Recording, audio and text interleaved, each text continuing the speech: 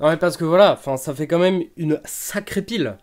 Je pense que vous vous rendez pas compte à quel point, déjà là c'est lourd, donc je les pose. Bonjour à tous, j'espère que vous allez bien. Oui, clairement casquette, flemme de me coiffer, et petite écharpe parce qu'en fait il fait un peu frais. On se retrouve pour une classique vidéo achat manga, je sais, ça fait un moment que je l'ai pas fait. Tout simplement parce qu'en fait j'avais pas de temps, je travaille sur aussi d'autres projets, mon travail tout court me prend du temps. Donc voilà, je me suis dit on va revenir tranquillement avec une petite vidéo. Et au final je pense que ça va être une grosse vidéo parce qu'il y a une énorme pile à présenter. Ok, commençons avec ça, tout simplement. Les derniers tomes de March Arcane Romance qui me manquaient pour finir la collection et pouvoir enfin commencer à lire les tomes et à vous faire un jour, quand j'aurai fini de tout lire, une revue manga dessus parce que c'est un manga en 15 volumes que j'avais énormément aimé en anime quand j'étais petit. D'ailleurs, un petit extrait de l'opening qui va durer genre 3 secondes. Voilà, c'était très court, c'est normal, c'est 3 secondes. Mais franchement, je suis très content d'avoir réussi à me les procurer, même si en soi c'est pas compliqué, j'ai juste demandé à mon libraire de me les commander, de me les mettre de côté. C'est une série qu'on trouve plus généralement dans les librairies ou dans les quelconques magasins dans lesquels on va, et donc je suis quand même content d'avoir réussi à les avoir. Donc voilà, je vous en dis pas plus parce que je sais que je vais faire une vidéo dessus. On poursuit avec les 6 premiers volumes de Kowloon Generic Romance. J'ai demandé à mon libraire une petite romance, parce que voilà, j'avais envie d'être dans cette petite période. L'hiver approchant, c'est une des périodes qui me donne le plus envie de lire des trucs d'amour parce que je trouve ça beau avec la magie de Noël et tout qui arrive. Donc voilà, pour l'instant j'ai lu les 3 premiers tomes et je pense que j'en ferai un bon post Instagram parce que la série je la trouve vraiment très intéressante.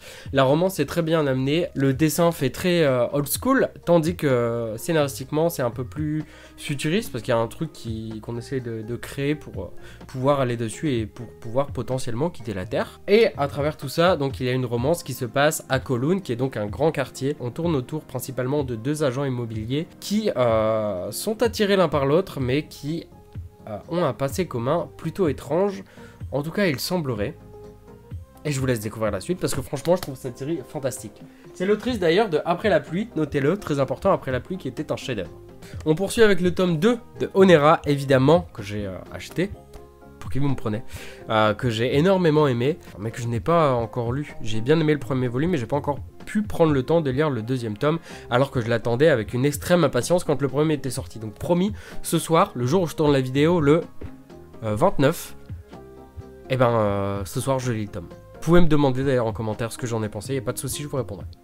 On poursuit avec les 2 premiers volumes de Yu Yu Hakusho, série donc que je n'ai jamais lue et qui me tentait moyennement depuis très longtemps, et je me suis dit que c'était peut-être enfin l'occasion de pouvoir commencer cette série puisqu'elle sort en édition Star, en Perfect Edition, je sais pas comment appeler cette édition, mais voilà, donc le taf sur les couvertures est très joli, je sais pas si on le verra à la caméra, mais donc là c'est vraiment du doré, là c'est un rouge un peu brillant, donc je trouve ça cool, mais j'aime vraiment beaucoup cet aspect, je me suis dit que j'allais commencer cette série, et je commencerai à lire les tomes quand on sera à peu près à la fin des tomes sortis en France, parce que sinon je vais être frustré de pas pouvoir en fait continuer la série, et je pense que sur ça tout le monde me comprend. Et sachez d'ailleurs que normalement il y a un nouvel animé qui doit sortir, donc occasion aussi de me les procurer pour pouvoir potentiellement en parler. On poursuit maintenant chez Pika avec le tome 5 et 6 de Fortnite of the Apocalypse, série que je trouve très cool, qui au début m'avait énormément déçu, parce que Seven Deadly Sins c'était bien plus prenant et bien plus intriguant je trouve, mais là ça y est, on entre vraiment dans le vif du sujet, on commence à avoir des personnages emblématiques de la série que je ne spoilerai pas, je suis super gentil. Pour la première fois, un petit spoil, mais gentillet, on voit un dragon dans la série, dessiné donc par Nakaba Suzuki, et je peux vous dire qu'il est incroyable. Je vous mets juste une image, mais voilà, c'est pas vraiment du spoil, à part qu'il y a un dragon, mais vous n'avez pas le contexte de comment il apparaît, pourquoi il est là.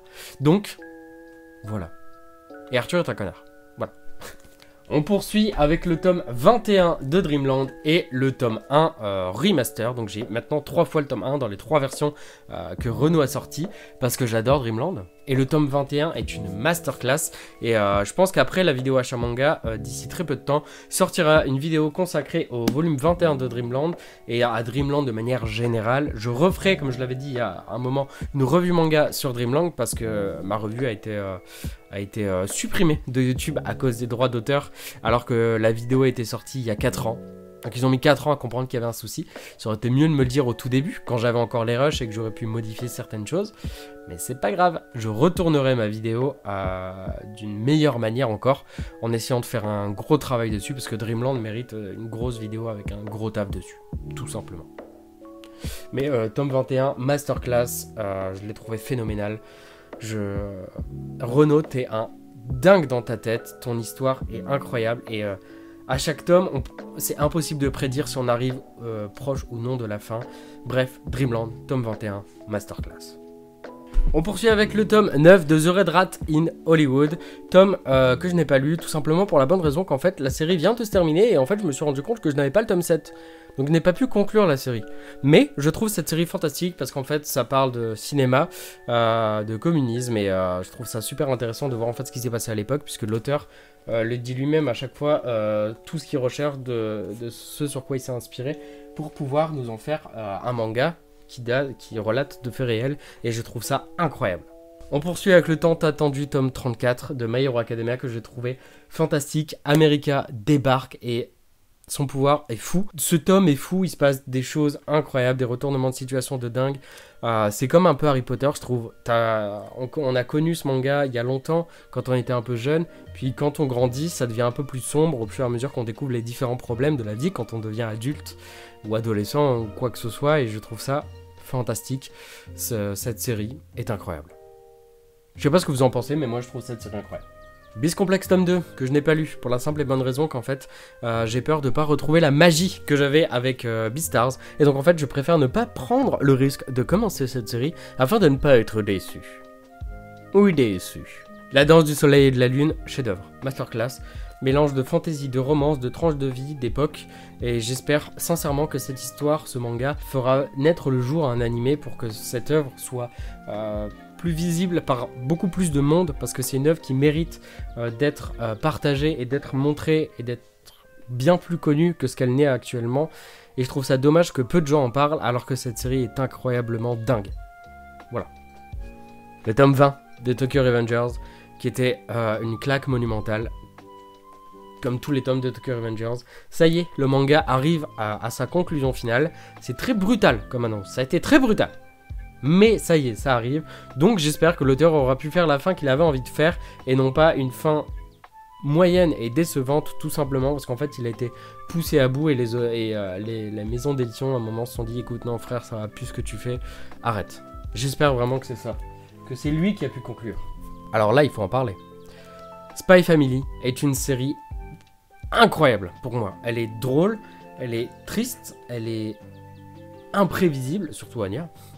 Mais non, cette série je la trouve géniale, l'anime d'ailleurs qui a repris, je le trouve aussi fantastique, il se passe énormément de choses drôles au sein de la série et je trouve ça vraiment cool que la série animée ait pris son temps de manière à pas rattraper le manga et à rusher un truc de ouf et que ce soit vraiment des petites parties qui prennent leur temps. Et j'adore Spy Family, d'accord? Vous le savez, et vous le remarquerez bientôt.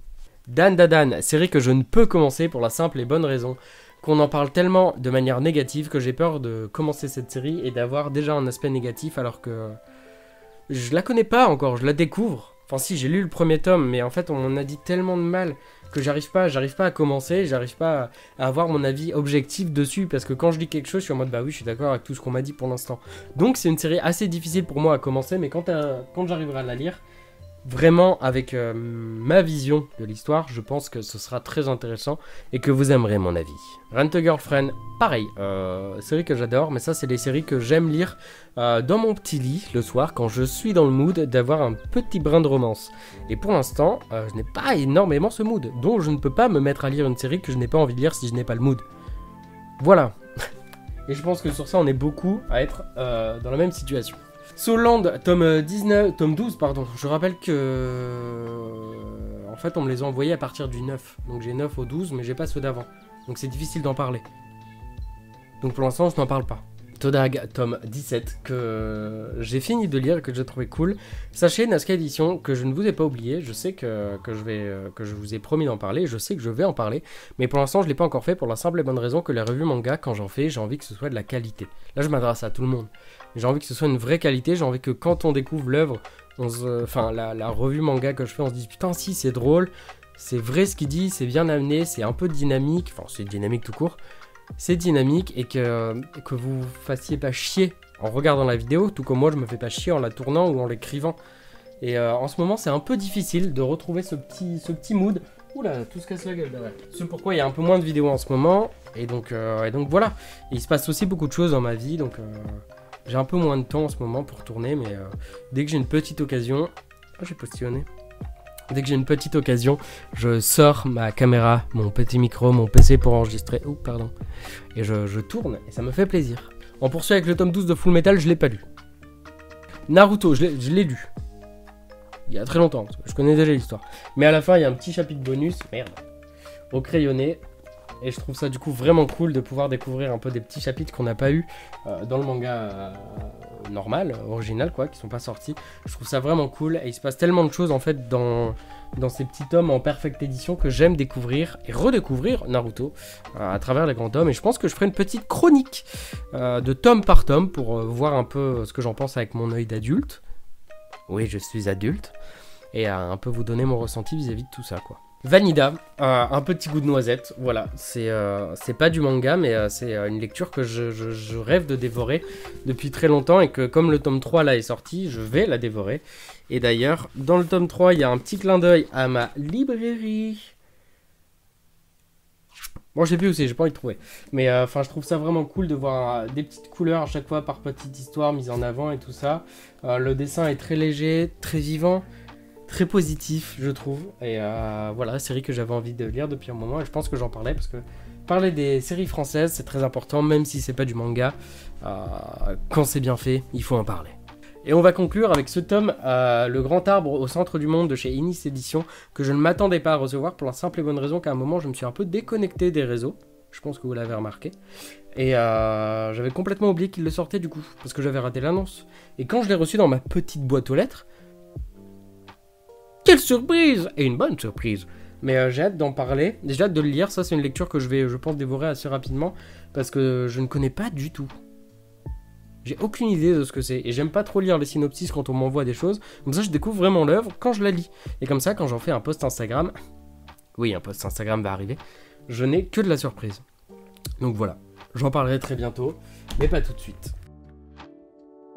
Difficile parfois de tourner des vidéos et trouver cette motivation que j'avais avant parce que j'avais pendant le confinement je faisais que ça, donc c'était cool de pouvoir faire plein de trucs et d'essayer plein de nouveaux concepts, mais là j'ai moins de temps, ma vie active bat son plein, il se passe beaucoup de choses, beaucoup de projets personnels, beaucoup de projets pour la chaîne que j'ai aussi envie de faire, mais que comme j'ai dit pour Todak, j'ai pas envie de perdre un peu du temps, entre guillemets, à faire des grosses vidéos et à juste les bâcler. J'ai beaucoup de vidéos écrites que je n'ai pas encore pris le temps de tourner, dont la vidéo Tokyo Revengers sur ce que je pense de l'anime qui arrivera à un moment, parce que c'est important, peut-être qu'elle arrivera quand la saison 2 sortira, je sais pas. Mais si je suis plus dans le mood de faire une vidéo, même si elle est déjà écrite, je vais pas la faire parce que j'ai pas envie de la rater. Donc voilà, sur cette note un peu peut-être triste de mon absence, je vais vous laisser, je vous dis à très bientôt. Suspense, hein. Bisous sur les fesses. Je sais que ça vous a manqué. Avouez, avouez. Je le sais.